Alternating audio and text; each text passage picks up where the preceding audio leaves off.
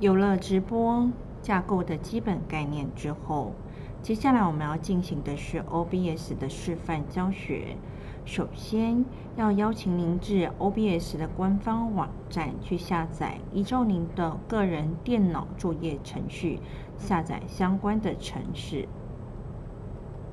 下载完毕之后，初始的画面会先询问您要以串流或者是录制为最佳化，这里会建议您以串流为最佳化，之后您可以去控制项设定去做调整。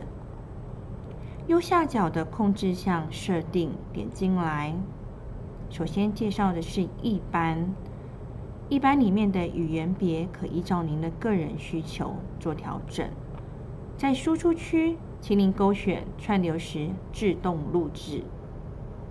接下来介绍左边的串流，您可以依照您个人想要播放的社群平台，这里以 Facebook 为例，点选 Facebook， 伺服器会制定好。到了 Facebook， 选择贴文，并勾选更多。直播视讯点进来，选择使用串流精要作为直播，使用串流精要，往下滑之后呢，可以找到串流精要，并且复制。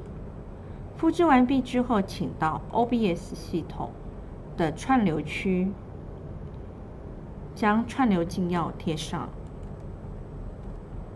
然后按套用。接下来到输出区，您可以选择您的影像位元数是2500到3500之间，音效位元数在128到256之间。要提醒各位的是，要清楚的知道自己的录影的路径位置，而格式您可以选择 MP4。音效的部分呢，您可以选择音效以及麦克风为预设，或者是您外接的产品，其他的部分请点选已停用。按上确定之后，这就是基本的 OBS 设定。